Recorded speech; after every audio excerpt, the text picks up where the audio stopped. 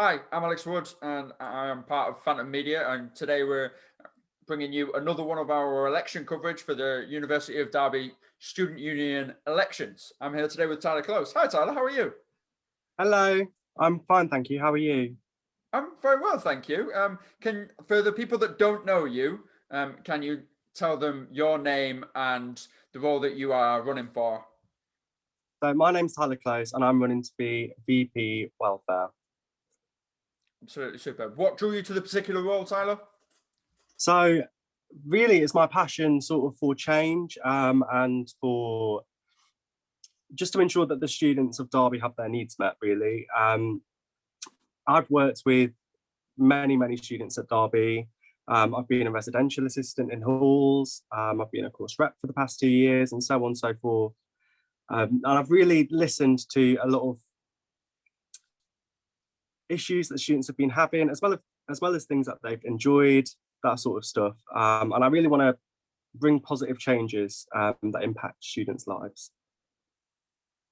Brilliant. Superb. Is that what your primary aim is to be if you were to succeed? Yeah, so one of my primary aims is for that. My campaign slogan is that students deserve better, because I really believe that. And in some areas, students do 100% deserve better. And then this is going to be a really interesting answer then. What is in your opinion, in your particular perception of the Union of Students right now? So I think Derby's Union of Students is great. I think they're really good. I think, in some areas, I feel like more could be done, of course, because there can always be more. There's always more that could be done. I think they're pretty good.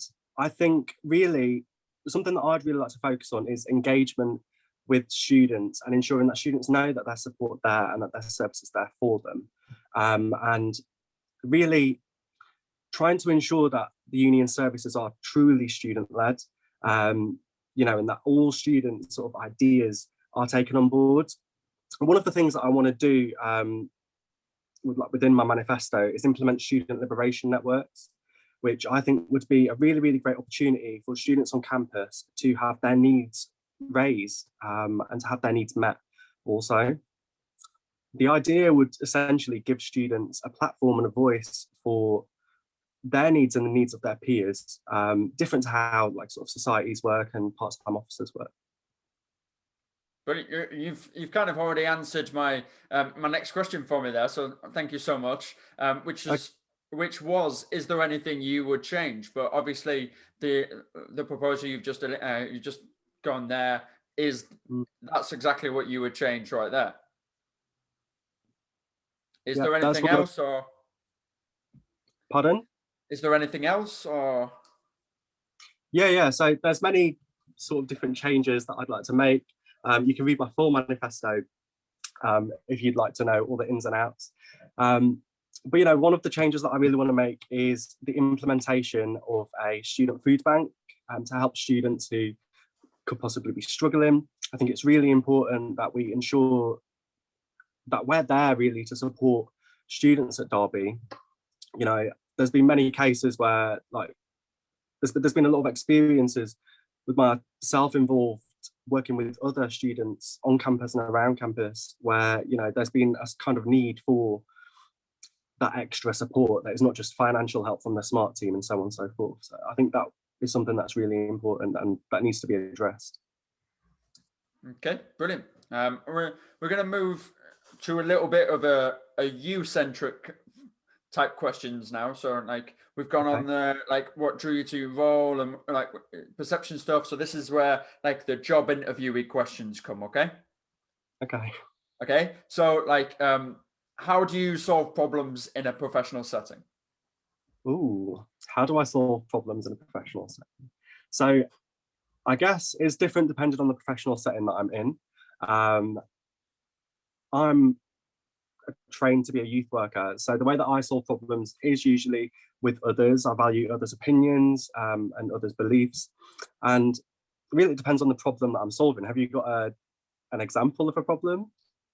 Well, just in any professional setting. So like Uh, any conflict that comes up at work in particular, or anywhere like that. How would you solve that problem professionally? Really, it's through engagement, especially with issues such as conflict. It's about engagement with the people or subject that there's conflict, apologies, brought up with, and also with the people that that conflict addresses. Really, just working with people. I think sometimes it can be quite narrow-minded to go at things alone and to kind of think, my view to how this problem could be fixed is the be all and end all. Do you understand what I'm trying to say?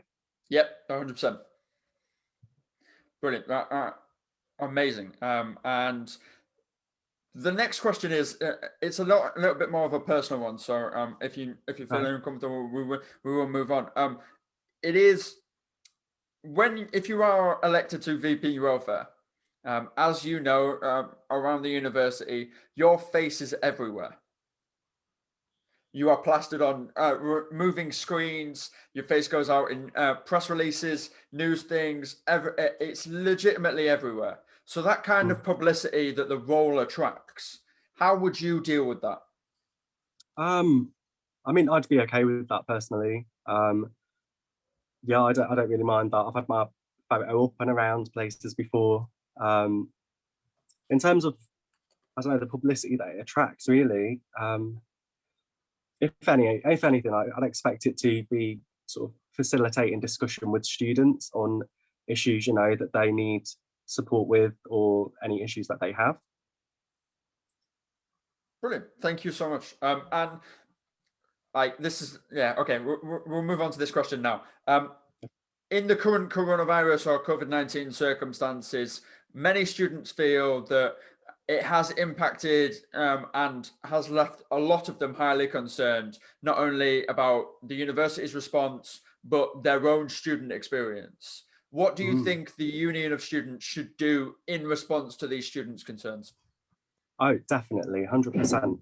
My main manifesto point is on bouncing back from the coronavirus pandemic, and sort of focusing on whatever happens next, and on kind of the needs of students coming back to university and to the union and engaging with the union post COVID. And really, like, can you just repeat the question again? Sorry. No, it's absolutely superb. So a lot of students feel that like because of coronavirus and the circumstances that it's left upon them, that they are really concerned that their student experience and not only that, but the university's response has been poor or lessened because of Yeah. the coronavirus. So what do you think the Union of Students should do in response to these students having really, really high concerns about this? Well, I think the union of students should make it just very, very clear that they are on kind of the side of the student and with the student through this process. Because I feel sometimes throughout the year that's kind of been lost. I know from talking to students myself, there's been many students who have said, well, I don't know what the union's been doing during the coronavirus pandemic. And, after hunting down and looking myself, I can see they have been doing things. But one thing that I think is really important is lobbying the university on ensuring that there is full transparency. Telling students 2 days before a date that they can't return to halls and things like that just isn't acceptable. And I mean, the same goes for things like laptop loaning. The IT department, they called off laptop loaning right at the beginning of the pandemic. And, where is that to be seen currently? I've met with students myself who are parents and carers who need extra sort of tech. And that's just not been there. So they've not been able to focus as much on their assignments and go to their lectures because their little ones at school. And that's just unacceptable in itself. So I think there really needs to be a massive increase in support, and whatever the universities and the unions plans are going forward, welfare and student wellbeing need to be at the focus of the next steps, period. You've you've done my job for me, Tyler. So I thank you so much because you've answered my next question in your previous answer, which Again, is what do you think your particular role that you're running for, which is VP Welfare, should do to support that? Brilliant. Which is, again, what you've just said about the Untitled, which was obviously a previous answer there. So I say thank you. You make my job easier there. Brilliant. Amazing. So I will move on to the next question, which is, what lessons can we learn from this virtual year and take into next year, both in a professional sense and a personal one as well? Okay. In a professional sense, I think, I know I've learned a lot of new skills. I thought I was clued up with technology, apparently not. I think in a personal sense, really ensuring that I kind of create my own network of support and make sure that, I'm not moving myself away from all of that. In the sense of like,